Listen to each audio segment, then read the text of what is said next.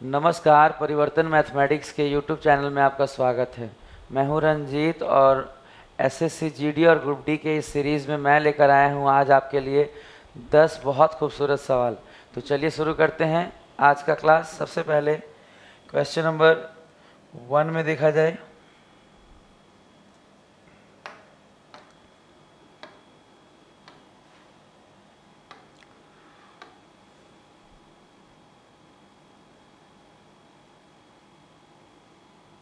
Question number 1,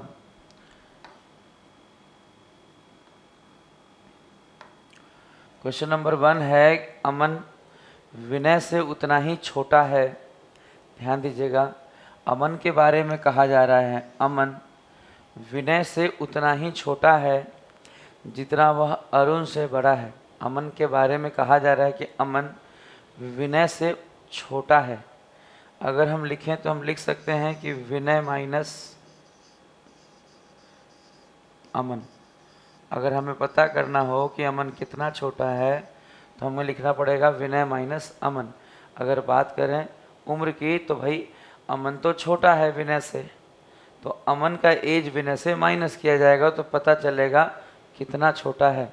और जितना छोटा है अरुण से उतना ही बड़ा है। आप बात को यहाँ पे समझिएगा,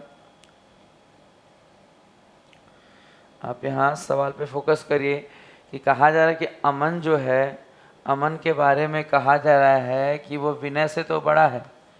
अमन के बारे में कहा जा रहा है कि वो विनय से तो अमन विनय से उतना छोटा है। अमन जो है वो विनय से छोटा है, तो जो बड़ा है उसके एज में से अमन का माइनस कर दिया गया है। अमन जो है वो विनय से छोटे हैं, तो कितने छोटे हैं ये फाइंड करने का तरीका क्या होता है।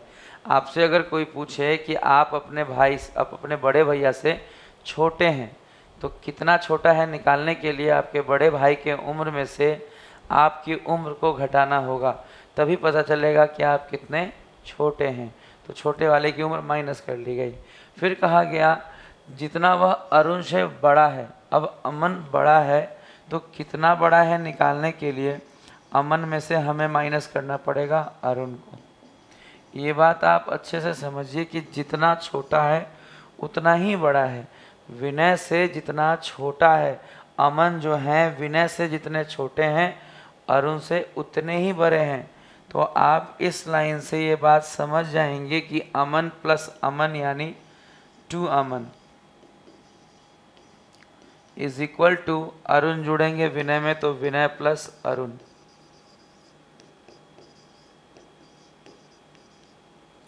आपको पता है क्वेश्चन में एग्जामिनर ने विनय और अरुण का योग दिया है। अरुण और विनय के आयु का योग कितना है? 40। तो यहाँ पे क्या पुट होगा? 40।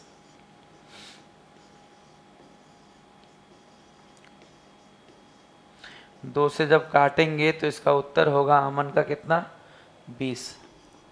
अगर ये क्वेश्चन एग्जाम में दोबारा आपको दिखाई दे तो आप ये प्रोसेस नहीं लगाएंगे। अगर ये क्वेश्चन एग्ज़ाम में आपको डायरेक्टली दिखाई दे तो आपको ये प्रोसेस से बनाने की ज़रूरत नहीं है। जितना दोनों का आयु का योग दिया होगा, अरुण और विनय के आयु का योग जितना भी दिया होगा, बस उसका हाफ कर दीजिए, आपको उसका उत्तर मिल जाएगा। ये बहुत इजी सवाल होता है। बस सिखाने का मकसद इतना सा है कि कई बार बच्चों को ये दिमाग में सेट नहीं होता कि कैसे बनाएं, या कई बार छूट जाता है। तो एक बार आपके सामने से ये सवाल जब गुजरा रहेगा तो एग्जामिनेशन हॉल में आप इस सवाल को आसानी से बना पाएंगे। स्क्रीनशॉट ले लीजिए। हम अगले सवाल की ओर बढ़ रहे हैं, क्वेश्चन नंबर 2 की ओर। आज का सवाल नंबर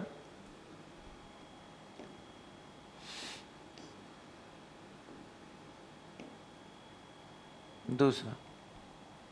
देखिए दूसरा नंबर सवाल में क्या है और इसे सबसे आसान तरीके से कैसे बना सकते हैं। पिता, माता और पुत्री के आयु का अनुपात है 20, 22, 20 और 9। अब वो पिता, माता और पुत्री के जो आयु का, जो एज का, जो उनके उम्र का रेशियो है, वो रेशियो है 22:20:9। कहा जा रहा है 10 वर्ष के बाद यह अनुपात 27 10 वर्ष के बाद यह अनुपात 27, 25 और 14 होगा। तो माता की वर्तमान आयु ज्ञात करें। माता की वर्तमान आयु ज्ञात करें। देखिए बनाना तो इसे आप और भी तरीक़ों से जानते होंगे। अगर आप सब में x रख लें, 10 साल बाद जोड़ दें और सबका अनुपात है तो किसी का भी इस्तेमाल करके बना सकते हैं। बट मेरा प्रयास है कि इस सवाल को अगर मिनिमम टाइम में कभी करने की ज़रूरत पड़े, या यूँ कहें कि मिनिमम टाइम में करने का जो अप्रोच होगा वो क्या होगा। देखिए सबसे छोटा हमको दिख रहा है 20 और 9, तो हमने ले लिया 20, 9। और चूंकि हमने अब क्या लिया, माता और पुत्री का लिया है, तो यहाँ से भी हम माता और पुत्री का फाइनल रेशियो 25 और 14। और प्लस माइनस क्या हुआ, 10 वर्ष बाद, यानी 10 जुड़ा है सर, यानी 10 वर्ष जुड़ा है, यानी 10 वर्ष जुड़ा है, यानी 10 वर्ष प्लस हुआ है। बहुत सिंपल तरीका है, आप इसे पहले भी लगा चुके हैं, आप इसे कई बार रेशियो में इस्तेमाल करते हैं आय व्यय वाले सवालों को बनाने के लिए। तो यहाँ हम क्रॉस प्रोडक्ट लगा रहे हैं, बहुत आसानी से डबल लगेगा, 2 बार क्रॉस प्रोडक्ट लगेगा, एक बार यहाँ लगेगा और एक बार जो है वो यहाँ लगेगा। जब हम यहाँ लगाएंगे तो 14 दूनी 28, 280 और 25 नवा 225, 280 में से 225 घटाइए, अंतर निकालिए इसका, 280 में से 225, तो 25 5 30 और 50 यानी 55 यूनिट बराबर। वर्ष में भी हम वही करेंगे, यहाँ भी क्रॉस गुना कीजिए, 25 दहा में 250, 14 दहा में 140, 250 में से 140 जाएगा तो 110। 1 यूनिट का जो वैल्यू होगा वो कितना होगा, 2।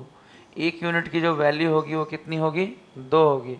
अगर 1 यूनिट की वैल्यू 2 है तो आपसे जो पूछा गया है माता की वर्तमान आयु, आप देखिए माता के लिए कौन सा रेशियो था, 20 यूनिट। अगर 20 यूनिट था तो 1 यूनिट बराबर 2, तो 20 यूनिट बराबर माता की जो आयु होगी वो कितनी हो जाएगी, 20 यूनिट बराबर 20 दूनी 40 वर्ष, 20 दूनी 40 वर्ष। सवाल को बनाना ज़रूरी है, लेकिन उससे भी ज़्यादा ज़रूरी है कि उस सवाल को अगर हम मिनिमम टाइम में बनाएं, क्योंकि आज भी आप पता देखेंगे जब एग्ज़ाम्स में आप जब बैठ रहे हैं, आपको पता होगा आज से 2-4 दिन पहले ग्रामीण बैंक का एग्ज़ाम हुआ, आपने देखा उसमें 45 मिनट में आपको 80 क्वेश्चन अटैम्प्ट करने थे। समझिए इस बात को, 40 क्वेश्चन मैथ्स के और 40 क्वेश्चन रीजनिंग के। तो अगर आप टाइम मैनेजमेंट सही नहीं रखेंगे तो आप सवालों को जल्दी कैसे करेंगे बाबू। तो बहुत ज़रूरी है, अगर आप सेलेक्ट होना चाहते हैं, और बाकायदा क्यों नहीं चाहते हैं, अगर आप पढ़ रहे हैं तो सेलेक्ट होने के लिए ही पढ़ रहे हैं, तो आपसे ये बिल्कुल आप इस बात का ध्यान रखें कि आप मिनिमम टाइम में सवालों को करें, मिनिमम टाइम में, कम से कम समय में करने के बिल्कुल फेवर में रहें। कभी भी लंबे मेथड में आप प्रैक्टिस करिए, जान लीजिए, सीख लीजिए, बट लंबे मेथड से सवालों को बनाने का प्रयास ना करें। इसका स्क्रीनशॉट ले लीजिए, हम अगले सवाल की ओर बढ़ रहे हैं। क्वेश्चन नंबर 3, आज का तीसरा सवाल।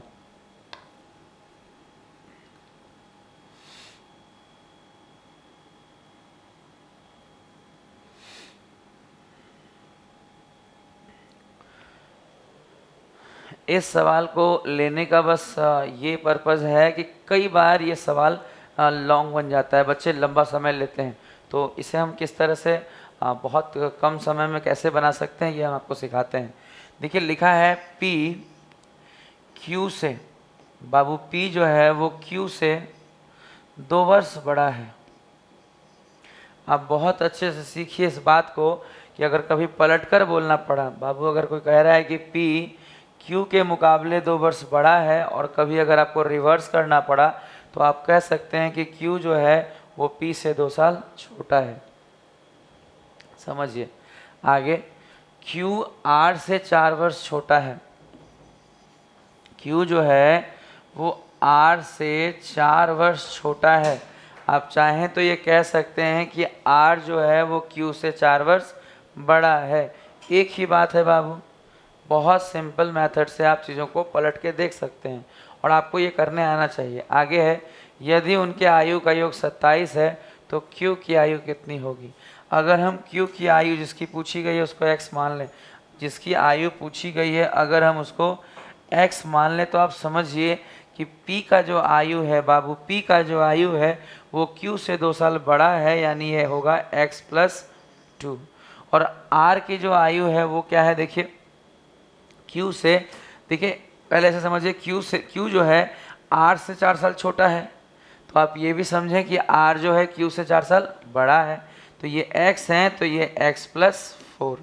आपसे कहा गया है कि आयु का योग कितना है बाबू, 27, यानी 3x + 4 2 6 बराबर 27, यानी 3x बराबर 21, x बराबर 7, यानी जिसकी आयु हमसे पूछी गई है q की आयु कितनी होगी, 7 वर्ष। ये सवाल 2019 में आया था, बहुत ध्यान से देखिए, बहुत सारे सवाल इस तरह के आए हैं। एक बार आपको कॉन्सेप्ट क्लियर हो जाएगा तो एग्जाम में सवाल नहीं छूटेगा। स्क्रीनशॉट ले लीजिए, हम आगे बढ़ते हैं। नेक्स्ट क्वेश्चन, क्वेश्चन नंबर 4, आज का चौथा सवाल।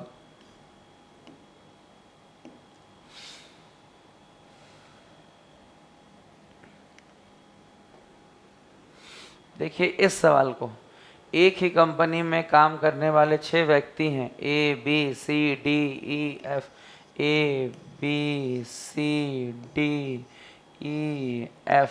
बाबू एक ही कंपनी में काम करने वाले 6 व्यक्ति हैं जिनकी आयु का योग 105 है, जिनकी आयु का योग 105 है, जिनकी आयु का योग 105 वर्ष है। उन सभी के पैदा होने में 5-5 वर्ष का अंतर है, तो सबसे बड़े वाले व्यक्ति की आयु कितनी होगी। ध्यान दीजिए, सबसे बड़े वाले व्यक्ति की आयु कितनी होगी। इसे बनाने के लिए, इसे सबसे कम समय में बनाने के लिए आपको करना क्या होगा कि जब ये 6 व्यक्तियों के बाबू, जब ये 6 व्यक्तियों के आयु का योग है बाबू, जब ये 6 व्यक्तियों के आयु का योग है, तो हम इसे अगर 6 से भाग दे दें तो 6 एकम 6, 4 45, 7 42, 3 30, 6 पंचे 30। तो आप ये देख पा रहे हैं कि 6 लोगों के आयु के योग को हमने 6 से भाग दे दिया। जब 6 लोगों के आयु के योग को 6 से भाग दे देंगे तो क्या निकलेगा, एवरेज। और आप जानते हैं कि अगर लगातार श्रेणी है, अगर अंतर बराबर है, अगर क्रमागत श्रेणी में अगर सवाल होता है या नंबर्स होते हैं तो उनका एवरेज हमेशा मिडिल टर्म होता है। ये जो हमारा निकला है बाबू, जो ये हमारा एवरेज है, ये जो हमारा एवरेज है एक्चुअल में बीच वाले का होगा, बीच में कोई भी नहीं है, तो एक डंडा लगा के लिख लीजिए 17.5, 17.5। चूँकि 5-5 का गैप था, चूँकि 5-5 का गैप था और एवरेज डंडे पे चला गया है, तो तरीका क्या है आप जानते हैं, 5 का गैप का मतलब है 5 का आधा, अढ़ाई, तो अढ़ाई पीछे कर लीजिए, 7.5 से ढाई पीछे करेंगे तो इनका उम्र हो जाएगा 15, और 7.5 से ढाई ज़्यादा करेंगे तो ये हो जाएंगे 20।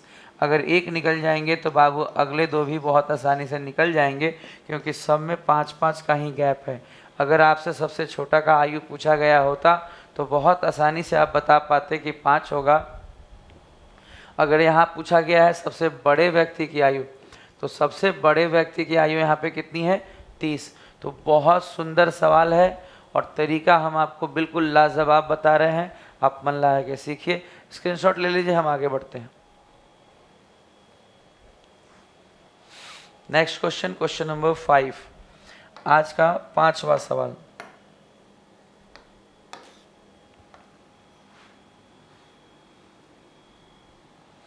ये सभी आयु के सवाल हैं और सभी एग्जाम्स में आए हुए सवाल हैं। बाकायदा आप देख सकते हैं नीचे लिखा हुआ है कि RRB 2016 या ईयर वाइज सभी चीज़ें लिखी हुई हैं। देखिए इसमें लिखा है 2 बहनों की आयु में 2 वर्ष का अंतर है, जबकि उसके पिता की आयु 52 वर्ष है। इस सवाल में आपको बहुत मेहनत करने की ज़रूरत नहीं है, बस एक बार आप देख लेंगे तो ये सवाल कभी नहीं छूटेगा। पिता की आयु कितनी है, 52 वर्ष। पिता माँ से 2 वर्ष बड़े हैं, पिता जो है माँ से 2 वर्ष बड़े हैं, तो माँ जो है वो पिता से 2 साल छोटी हो गई। माँ जो है वो पिता से 2 साल छोटी हो गई। आगे है बड़ी बहन की आयु माँ की आयु से आधी है। अगर बात बड़ी बहन की है, अगर बात बड़ी बहन की है तो वो माँ की आयु की आधी है। बाबू माँ की आयु के आधा होने का मतलब है कि वो माँ की आयु कितनी है 50, तो बड़ी बहन जो है, अब बड़ी दो बहनों में जो बड़ी हैं उनका उम्र कितनी हो जाएंगी, हाफ। 50 का आधा कितना होता है 25। और आप जानते हैं दो बहनों के आयु में कितना अंतर था, 2 वर्ष। तो आप समझिए कि बड़ी अगर 25 की हो गई तो छोटी कितने की हो जाएगी, 2 वर्ष का अंतर है, तो ये 25 तो वो 23। यही आपसे पूछा गया है कि छोटी वाली बहन का आयु याद करें। ये सवाल बहुत अच्छा है, एक बात देखे रहिए, सवाल नहीं छूटेगा, एकदम बनेगा।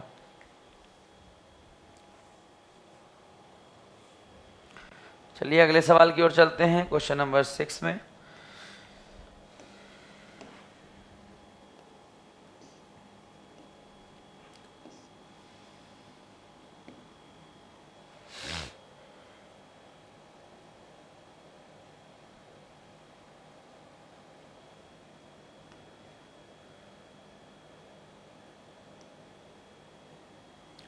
क्वेश्चन नंबर 6, दी गई आकृति के आधार पर दिए गए प्रश्न का उत्तर दीजिए।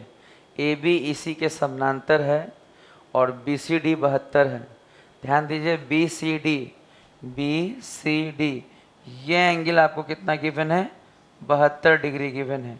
आगे दिया है तो बी ए सी का मान क्या होगा, आपसे बी ए सी का मान पूछा गया है।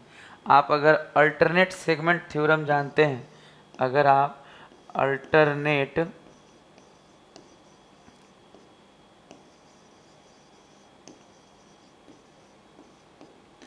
सेगमेंट थ्योरम जानते हैं तो आप अच्छे से जानते होंगे कि इस लाइन के दूसरे अपोजिट सेगमेंट में जो एंगल बनेगा ठीक इसके बराबर होगा, यानी ये जो एंगल होगा वो कितने डिग्री का होगा, 72 डिग्री का होगा। ये बहुत सिंपल तरीके से सवाल हल हो जाता है। आप अल्टरनेट सेगमेंट में चाहें तो ये बात नोट करके रख लीजिए कि कभी भी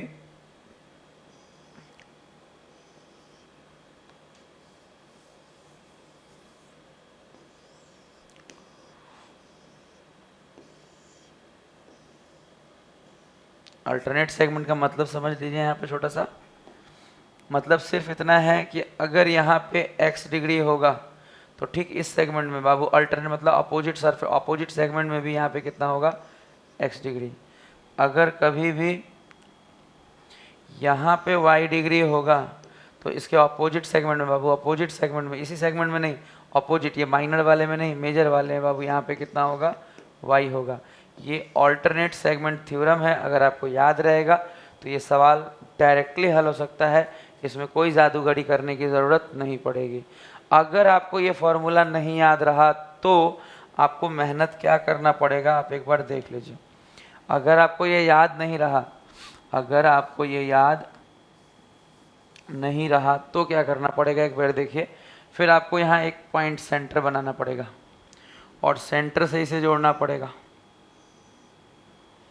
आप जानते हैं कि सेंटर से अगर हम इसे जोड़ेंगे तो ये पूरा जो है यहाँ बनेगा 90, और सेंटर से अगर हम स्पर्श बिंदु को जोड़ते हैं तो यहाँ 90 बनता है, ये 72 है, तो ये छोटा वाला कितना होगा, 18 डिग्री। 72 में 90 में से 72 घटाएंगे तो 18 डिग्री। ये 18 होगा तो ये भी 18 डिग्री होगा, क्योंकि ये दोनों रेडियस है, बराबर कोनों के आमने सामने के, बराबर भुजाओं के आमने सामने के कोण भी बराबर होते हैं। इसके बाद आपको क्या करना पड़ेगा, देखिए, फिर आपको समझना पड़ेगा यहाँ कि 18 18 अगर ये 36 हो गया तो ये कितना होगा, 180 में से 36 घटाना होगा, 36 4 40, 144, और अगर ये 144 तो ये कितना होगा, 72।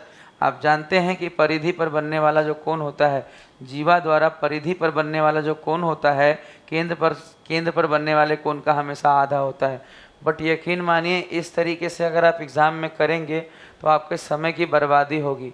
अच्छा होगा कि आप ये थ्योरम रिवाइज कर लें, इसका स्क्रीनशॉट ले लें, हम आगे बढ़ेंगे। चलिए बाबू नेक्स्ट क्वेश्चन की ओर बढ़ते हैं, क्वेश्चन नंबर 7। आज के 7वें नंबर सवाल पे चलते हैं।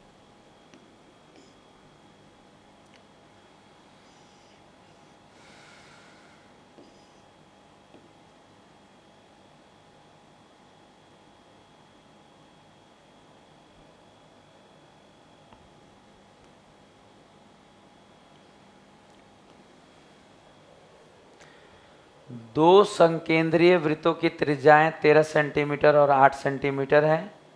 ए बी बड़े वृत्त का व्यास है। बी डी छोटे वृत्त के लिए स्पर्श रेखा है जो इसे डी पर स्पर्श करता है।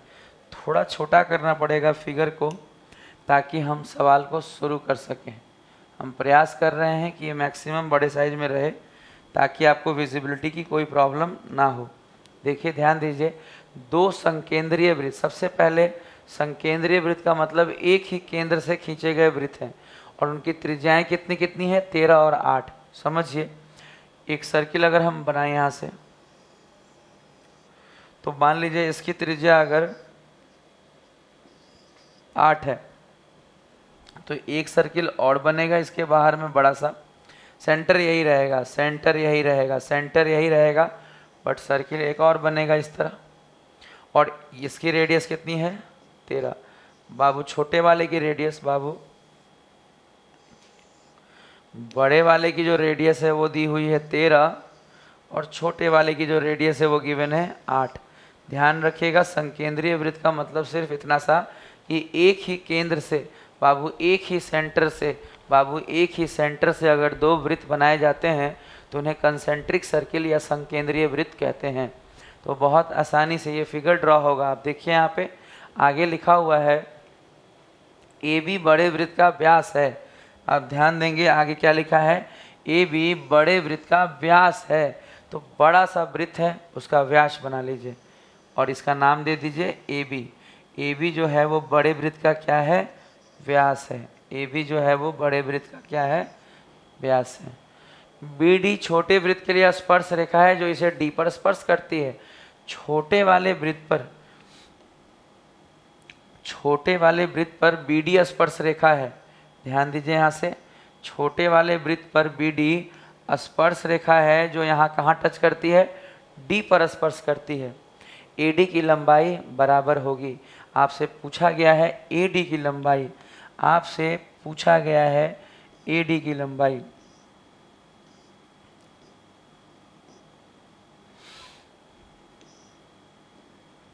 आपसे पूछा गया है ए डी की लंबाई। जो पूछा गया है हम उसे थोड़ा तिरछा रख रहे हैं, बाकी ये सीधा ही है, ये सीधा ही बस समझाने के लिए बाबू, और कुछ भी नहीं। पूछा गया है ए डी की लंबाई, आपसे पूछा गया है ए डी की लंबाई। ये सवाल बहुत अच्छा है, एग्ज़ाम्स में ऑलरेडी आया हुआ सवाल है। आप बहुत ध्यान से सीखिए किस तरह से ए डी की लंबाई फाइंड की जाएगी। देखिए, सबसे पहले हमारे पास डेटा जो गिवन है उस हिसाब से अगर रेडियस 13 है तो ये 13 है और ये भी 13 है, बड़े वाले की बात करें तो। दूसरी बात, हम जानते हैं कि अगर हम इसे मिला देंगे तो एक्चुअली यहाँ 90 डिग्री का कोण बनेगा क्योंकि केंद्र से स्पर्श बिंदु को मिलाने वाली रेखा यहाँ पे समकोण बनाती है। अब छोटे वाले वृत्त की रेडियस कितनी है, देखिए 8, यानी ये हो गया 8।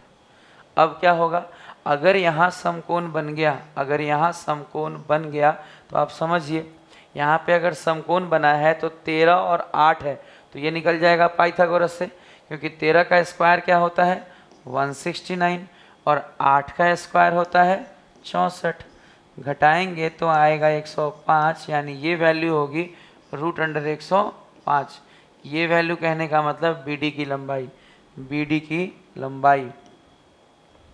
अब सबसे बड़ी बात है कि सर ये फाइंड तो करने में जो आपने किया सही है, लेकिन आगे एडी तक कैसे पहुंचेंगे बाबू, एडी तक कैसे पहुंचेंगे ये सीखिए।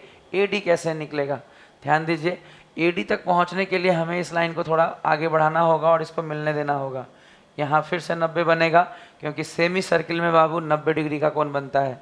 अब क्या होगा, छोटा वाला ट्रायंगल देखिए बाबू, बी डी, अगर इसका नाम ओ है तो बी डी ओ, और बी इसका नाम पी ले लें तो बी पी ए। छोटा और बड़े ट्रायंगल को देखेंगे तो वो सिमिलर हो जाएगा।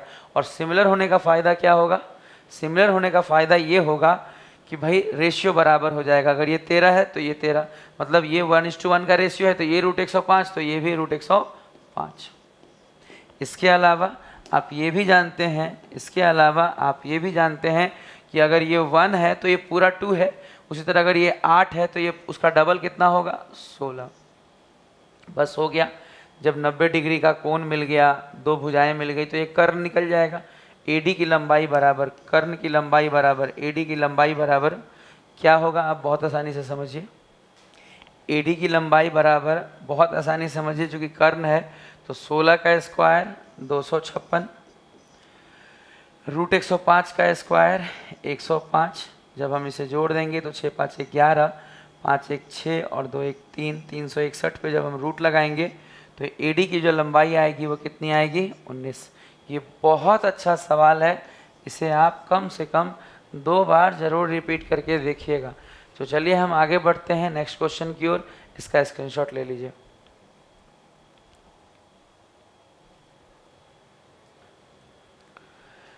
Next question, question number 8। आज के 10 सवालों में 8वां नंबर सवाल। 8वें नंबर सवाल में हम क्या सीखने वाले हैं, देखिए।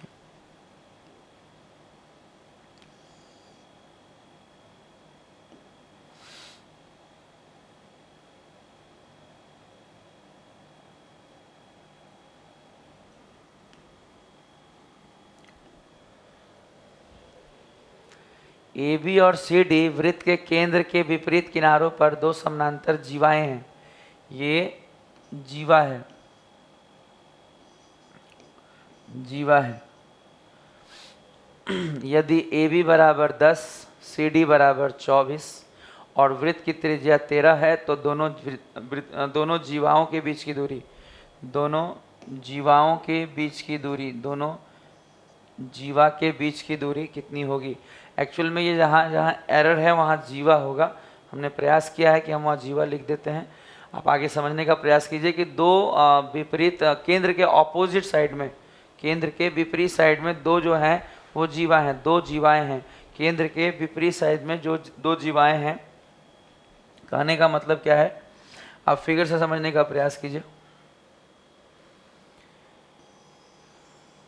एक सर्किल और केंद्र के, बाबू केंद्र अगर हम यहाँ बनाते हैं तो केंद्र के विपरीत कहने का मतलब एक जीवा अगर यहाँ है तो दूसरी जीवा नीचे। केंद्र के विपरीत, ऑपोजिट, एक इस तरफ तो एक इस तरफ।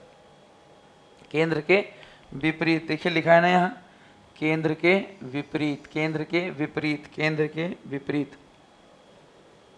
आगे ध्यान देंगे, ए बी और सी डी, अगर हम इसका नाम दे दें तो ये नाम हो गया ए बी और सी डी।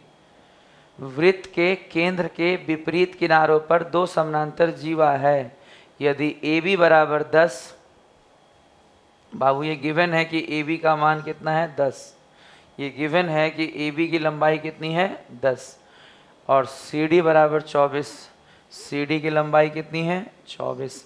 सी डी की लंबाई कितनी है, 24। आगे है, वृत्त की त्रिज्या 13 है तो दोनों जीवा के बीच की दूरी कितनी होगी। आपसे दोनों जीवा के बीच की दूरी यानी ये दूरी पूछी गई है, दोनों जीवा के बीच की दूरी। और रेडियस कितना गिवन है, 13। अब सही तरीके से रेडियस लगाइए, देखिए यहाँ पे हो गया 13, रेडियस कितना है, 13। अब आगे बढ़ते हैं हम लोग, ध्यान दीजिएगा। अगर ये पूरा 10 है, अगर ये पूरा 10 है तो ये 5, अगर ये पूरा 24 है तो ये 12। आप जानते हैं 13 12 है तो पाइथागोरस ट्रिपलेट से ये कितना हो जाएगा, 5, और 13 5 है तो ये कितना हो जाएगा, 12। बहुत आसानी से पाइथागोरस ट्रिपलेट से आप इस बात को जानते होंगे कि 13 5 है तो 12, नहीं जानते तो निकाल लीजिए। नहीं जानते हैं तो 13 का स्क्वायर करिए 169, 12 का करिए 144, घटाइए 25, रूट लगाइए 5। 13 12 है तो 5 होगा, 13 12 है तो 5 होगा। अब इसके बीच की जो दूरी हमसे पूछी गई है, अब इसके बीच की जो हमसे दूरी पूछी गई है यहाँ से लेकर यहाँ तक, ये जो हमसे दूरी पूछी गई है इसके बीच की दूरी, 12 + 5 कितना होगा, 17। 12 + 5 कितना होगा, 17। ये होगा, इसका उत्तर क्या होगा, 17। अगर यही सेम सवाल, अगर यही सेम सवाल में केंद्र के विपरीत की जगह केंद्र के एक ही तरफ होता, सवाल में अगर ये दोनों जीवाएं, सवाल में ये अगर दोनों जीवाएं केंद्र के एक तरफ होती, तब ये 12 + 5 17 नहीं हुआ होता, तब 12 में से 5 जाता और तब आंसर ओनली 7 आता। यानी 7 आंसर आता है इनके बीच की दूरी। लेकिन ये कब होता? जब दोनों जीवाएं एक तरफ होती तब, जब दोनों जीवाएं एक तरफ होती तब। लेकिन अगर विपरीत स्थिति है तो इसका उत्तर क्या होगा? 17। उम्मीद है आपको बहुत अच्छा समझ में आ रहा होगा। हम अगले क्वेश्चन की ओर बढ़ते हैं, आप इसका स्क्रीनशॉट ले लीजिए।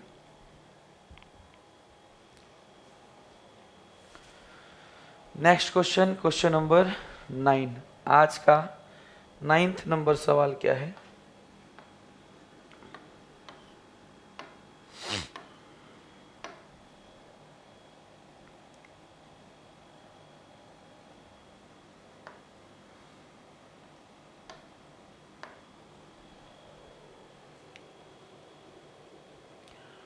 नीचे दिए गए वृत्त में जीवा ए बी को स्पर्श रेखा डी के साथ बिंदु डी पर मिलाने के लिए बढ़ाया गया यदि ए बी बराबर 6। ए बी का मान कितना गिवन है? 6। और बी डी बराबर 2। बी डी की लंबाई कितनी गिवन है? 2। तो डी की लंबाई क्या होगी? तो डी की लंबाई क्या होगी? तो डी की लंबाई, ये लंबाई आपसे पूछी गई है, तो डी की लंबाई क्या होगी? ये लंबाई आपसे पूछी गई है। आप अच्छे से समझिए कि आपने पढ़ा होगा P A into P B बराबर पी टी स्क्वायर। अगर नहीं पढ़ा है तो एक छोटा सा फिगर बनाकर इस बात को समझ लीजिए। बहुत प्रेम से आपको हम ये बात समझा दे रहे हैं, आप यहाँ पे ध्यान दीजिए। ये P है, ये AB है, और ये अगर T है तो आपने 10th में पढ़ा होगा PA इंटू पी बी बराबर PT स्क्वायर।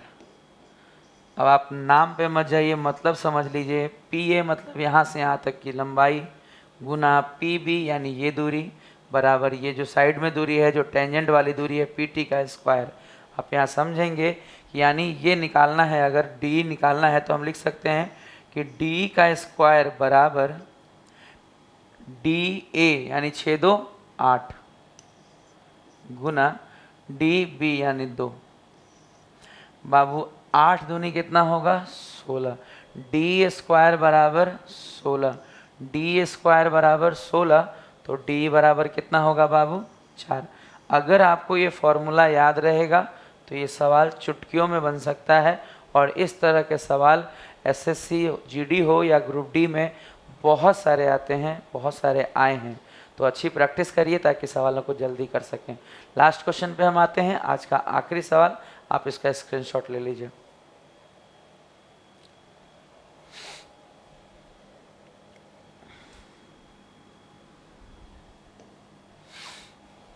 टेंथ नंबर सवाल जो है वो लास्ट क्वेश्चन, आज के वीडियो का जो आखिरी सवाल है। सीखिए इसमें क्या है। ये सवाल भी बहुत अच्छा सवाल है।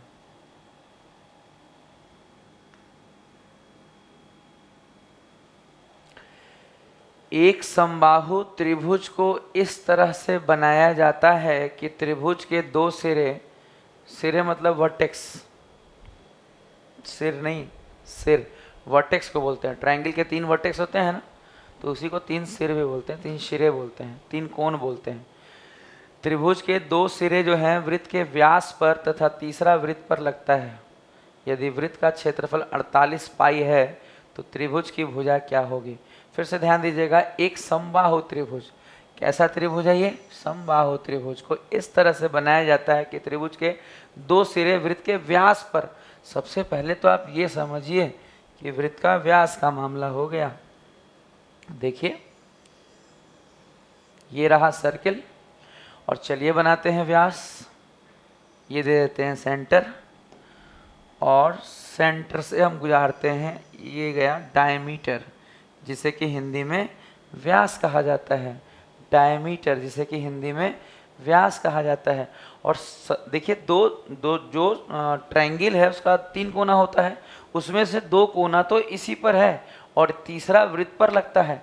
आप समझिए, अगर हम इस पे कोई ट्रायंगल बनाएंगे, इक्विलेटरल ट्रायंगल, तो कुछ इस तरह से बनाएंगे। देखिए यहाँ से हमने जोड़ा, ऐसे एकदम इक्विलेटरल ट्रायंगल ऐसे बनेगा। इक्विलेटरल मतलब बराबर भुजा वाला। बाबू इक्विलेटरल मतलब जिसकी तीनों भुजाएं बराबर होंगी। इक्विलेटरल मतलब जिसकी तीनों भुजाएं बराबर होंगी, साथ ही साथ जिसके कोण कितने कितने के होंगे, 60 60 60 के होंगे। बहुत अच्छे से आप जानते हैं। आगे देखिए, यदि वृत्त का क्षेत्रफल 48 पाई है, यदि वृत्त का क्षेत्रफल, अगर इस वृत्त के क्षेत्रफल की बात हो रही है कि इस वृत्त का जो एरिया है वो कितना है, 48 पाई। एरिया ऑफ सर्किल होता है बाबू पाई आर स्क्वायर बराबर 48 पाई। पाई से पाई कट जाएगा और आर बराबर कितना होगा, 48 पे रूट लगेगा तो 16 3 48 होता है, यानी 4√3। आर बराबर कितना होगा, 4√3। आर बराबर हो जाएगा 4√3। अब देखिए क्या करेंगे। आगे मामला है कि सर एरिया गिवन था सर्किल का, तो यहाँ से रेडियस आपने फाइंड कर लिया, बट इससे क्या हो जाएगा, हमें तो त्रिभुज की भुजा चाहिए। ये कैसे फाइंड होगा बाबू, अगर हम इसका हाइट खींचें यहाँ से, तो ये ठीक पता है, अगर हम इस पे हाइट खींच दें तो सेंटर से इस दूरी को हम क्या कहेंगे, रेडियस। और जो रेडियस है वही हाइट है, जो रेडियस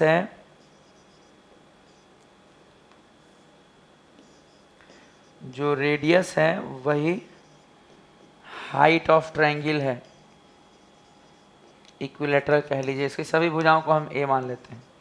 रेडियस बराबर कितना मिला है, 4√3। बाबू एरिया अगर गिवन है तो रेडियस फाइंड हो जाएगा, एरिया अगर गिवन है तो रेडियस फाइंड हो जाएगा, और रेडियस ही हाइट होगा, रेडियस ही हाइट होगा। हाइट का फॉर्मूला याद है इक्विलेटरल का, बहुत इजी होता है बाबू, √3/2 गुना भुजा, √3 से √3 बार में, और a बराबर 4 दूनी 8, a बराबर 4 दूनी 8। ए मतलब भुजा बराबर, त्रिभुज की भुजा बराबर 4 दूनी 8।